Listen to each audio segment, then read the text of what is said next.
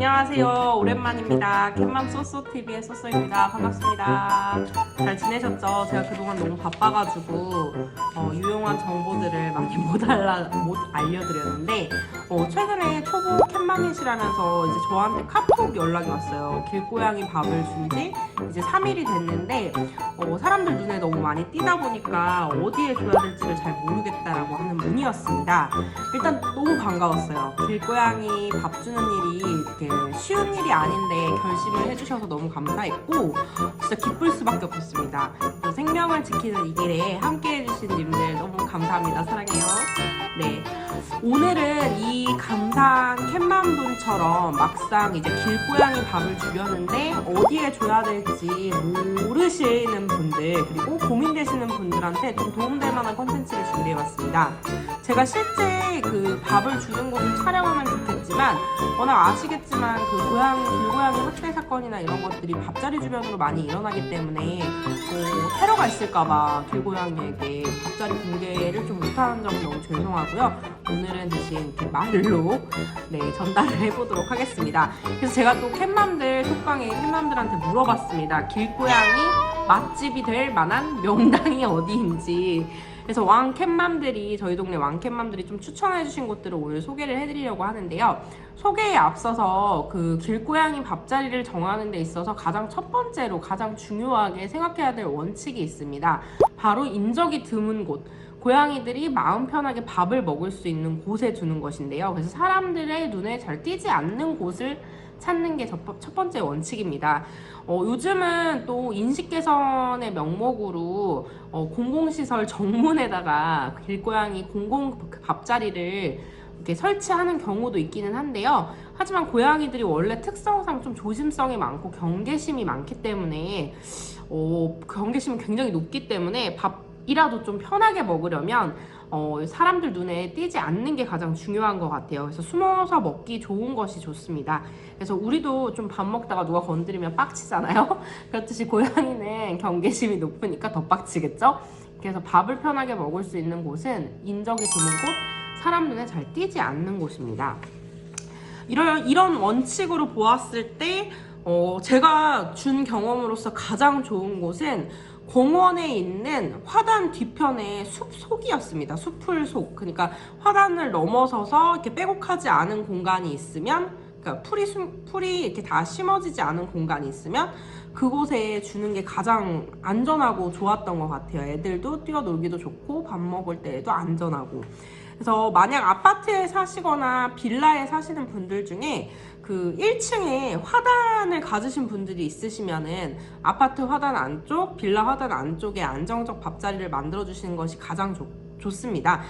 다만 좀 남의 집 화단에 주거 침입까지 가시면서 어떤 허가를 안 받고 화단에 주시는 것은 좀 피하셔야겠죠. 명백히 주거 침입은 맞습니다. 어쨌든 미리 허가를 받을 수 있도록 주변 이웃들의 동의를 받는 게 가장 중요하겠죠. 그 다음으로 또 가장 많이 주는 곳이 빌라촌이나 단독주택이 많은 곳은 에어컨 실외기가 밖으로 나와 있어요. 그래서 실외기 옆이나 뒤쪽에 주는 곳이 가장 좋습니다. 그래서 빌라나 단독주택이 많은 곳은 진짜 실외기 옆이나 뒤에 반드시 공간이 존재하는데요. 거기에 밥을 두면은 숨어서 먹기가 굉장히 좋습니다. 다만 이제 위에 뭘 덮어주는 게 없기 때문에 비가 들이치면 이제 밥이 완전 죽이 돼요. 그렇기 때문에 그럴 때를 위해서 요즘 비마기 그릇이라고 해가지고 그릇에 이렇게 투명 비마기가 이렇게 가려져 있습니다. 그래서 이렇게 고개만 넣고 먹을 수 있도록 그릇이 또 디자인된 게 있더라고요. 그래서 조금 가격은 나가지만 그게 있으면 안전하다라고 하는 게 이제 캣맘들의 추천입니다. 세 번째로 제가 요즘 또 추천드리는 곳인데요. 이게 저희 동네 진짜 왕캣맘님한테 배운 자리인데 재활용 옷 수거함을 보통 보면은요 습기 때문에 땅과 떨어져 있어요. 수거함이. 그래서 그 수거함 아래가 좀 공간이 상당하거든요. 고양이들은 충분히 들어가서 밥을 먹을 수 있는 공간입니다. 그래서 수거함 아래 밥을 두면 아이들이 좀 안에 들어가서 먹기도 좋고 비도 피할 수 있기 때문에 죽이 되는 현상도 막을 수 있겠죠. 이럴 때 주로 캣맘들이 또 어떤 밥그릇을 사용하는지도 굉장히 예민하게 생각하시는데요. 주로 요즘엔 캣맘들이 이제 밥이 밥이라고 하는 게 좀 튀지 않도록 검은색 그릇을 주로 많이 사용하세요. 그래서 검은색 플라스틱 그릇을 주로 많이 사용하시고 그거를 계속 재활용해서 안정적 밥자리에선 재활용해서 사용하고 계십니다. 그래서 예전에 제가 밥을 줄 때에는 좀 안정적 밥자리를 찾지를 못해서 봉지밥을 던져주곤 했는데 그러면 애들이 밥을 찾으러 다녀야 하기도 하고 실제 제가 그 쓰레기 봉투를 고양이가 물고 가면 제가 다시 그 자리에서 치울 수가 없거든요.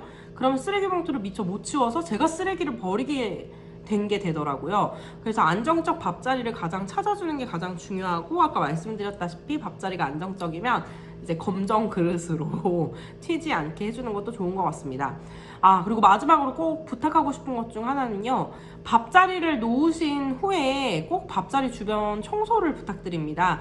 밥자리 때문에 더러워서 고양이 밥 주지 말라고 하시는 주민들이 실제 계세요. 그래서 그런 분들한테 괜히 우리가 책 잡혀서 길고양이 안정적 밥자리를 뺏길 필요가 없잖아요. 그래서 참 그런 애들이 밥 먹을 곳을 잃으면 우리가 난감해지니까 애들도 난감해지고 그래서 길고양이들을 위해서 그 밥자리 주변에 청소도 잘 해주시면은 실제 주민들과의 관계 회복에도 너무 도움이 됩니다. 자, 이제 길냥이 맛집 명당 찾으실 준비 되셨나요? 도시에서 안전하고 인간과 공존할 수 있는 방법은 아무래도 도시 곳곳에, 마을 곳곳에, 그리고 골목 곳곳에 작은 공원들이 좀 많아지는 것인 것 같아요. 그래서 안정적인 고양이 밥자리들이 그래야 생길 수 있다는 생각이 들고요. 또 풀숲이 많아지면 인간한테도 나쁠 게 없으니까 고양이와 인간의 공존이라고 하는 건 바로 우리 캣맘들의 상상력으로 꼭 이런 세상을 만들어보면 좋을 것 같습니다. 그래서 오늘의 캣맘쏘쏘 TV의 방송 내용은 안정적 밥자리 어떻게 찾나였고요.